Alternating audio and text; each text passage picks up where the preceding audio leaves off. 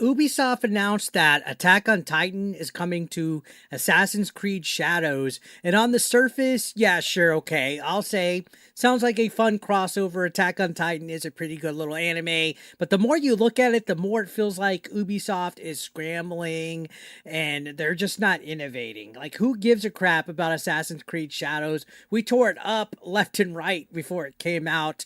This update isn't exactly raising hype, at least not to me. I'm sure there's Attack on Titan fans out there that are just nutting all over the place, but what is the identity of Assassin's Creed at this point?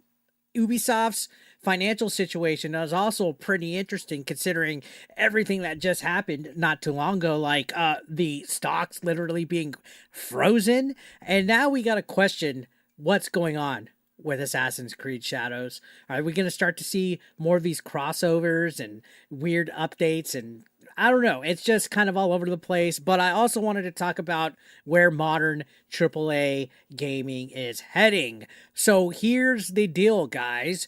Between November 25th, I mean, officially right now, till December 22nd, players could jump into this new limited time quest line. It's a new region. There's cosmetics, there's skills, there's unique Attack on Titan rewards. Now, we've seen other games in the past do this. Far Cry, the last one, had a Stranger Things crossover event, and then it even had some Danny Trejo quest lines, which was kind of interesting, but it's a limited time promotion here on Assassin's Creed Shadows right before Christmas.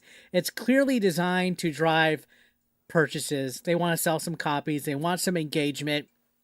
Even though we've been gaslit to think that this is the most successful Assassin's Creed game of all time just recently, which that was a previous topic that we touched on there. But yeah, there is some free content here, but Ubisoft has confirmed there will be paid cosmetics and weapons tied to it, which is classic Ubisoft. The last several Assassin's Creed Shadows had quite a bit of microtransactions, especially on the cosmetic side. So I'm not surprised, in all honesty, about that. Now, normally crossovers are not a big deal.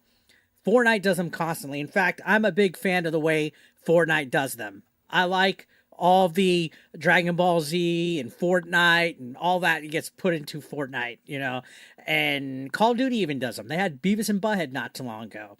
Dead by Daylight has like Chucky and all of them. They literally live by crossovers. But Assassin's Creed, it's not exactly known for pop culture mashups. It's built its legacy on historical immersion, research, authenticity. Ubisoft literally spent months telling players that Shadows would be historically accurate. Remember all that with the Yasuke controversy and all that? That it would be grounded in feudal Japan. But now we got Attack on Titan. We got Titans stomping around medieval villages in Japan. That's not just a crossover. That's a complete tonal shift for the franchise. And it goes against everything that we were gaslit into listening to when we were being critical over actual fair and reasonable things to be critical about this video game, which is the whole history and context behind Yasuke and how people were saying that it's entertainment, that they're going to use historical references to embellish and add this whole storyline of Yasuke that goes beyond what's noted, right? Because there's only limited knowledge on Yasuke. There's no actual historical significance beyond just, a few sentences here or there. So they definitely embellished on Yasuke's history. And then they got mad when we called them out for it. But now we're seeing this. We're literally seeing this. Now, what makes this worse is Ubisoft's own words. Remember, before launch, the game director was adamant that Shadows would be historically accurate, like I'm saying. We had real figures like Nobunaga, real events, real cultural representation. Ubisoft said they chose Japan specifically because it matched Assassin's Creed commitment to authenticity. They made a huge hoopla about it. So how does that line up when we got a giant naked monster swinging through rooftops in the same exact world? I get it. I'm not upset. It's a video game, right? But it's just kind of funny how quickly Ubisoft changes. And it doesn't make sense. Ubisoft knows that, which is why this feels less like creativity and more like a decision to try to make money. Because they need it. It's coming right on Christmas. They're going to be promoting it. They're going to be marketing it. It's going to get eyeballs. It's going to make them some sales. Behind the marketing, Ubisoft keeps bragging that Shadows exceeded expectations. Yet they refuse to release actual sales numbers. And that's all I want. Show me some sales numbers. Instead, they're using vague stats like session days and players engaged and player engagement. But if a game is selling well, publishers will announce units sold immediately. We haven't even seen that. We haven't seen any kind of, oh, this many millions of units sold. We've only seen this many millions of players engaged. You see that? That's weird, vague wording that kind of beats around the bush that the game didn't exceed expectations. When people don't brag about their game selling, like Expedition 33, when they sold over 1 million copies, they immediately pushed it. When they don't do that stuff, that's usually a sign that the numbers aren't great. And when a game underperforms, publishers reach for anything, for something attention grabbing, like a flashy crossover like Attack on Titan.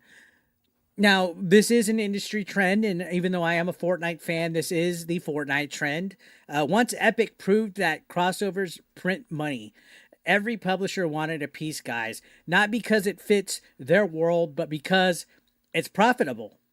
It's safe, it's fast content, it sparks FOMO, right? People have a fear of missing out. They want to buy the cosmetics. It keeps quarterly reports from looking catastrophic. And trust me, Ubisoft needs all the reports they can to not look catastrophic. But eventually, every franchise starts to feel the same. You get a content blender with no identity, and Assassin's Creed becomes another brand chasing that, a brand that's just chasing trends instead of leading them. That's a loss for everybody.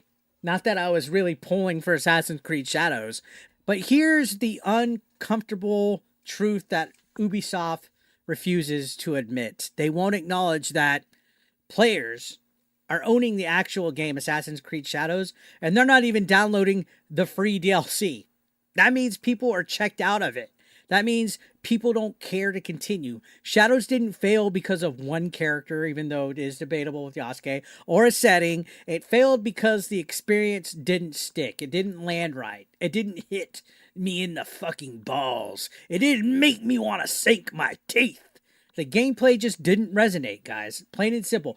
I haven't heard anybody brag about this game except the people over there like, oh, let's stick it to the chuds. Let's make sure this game does good.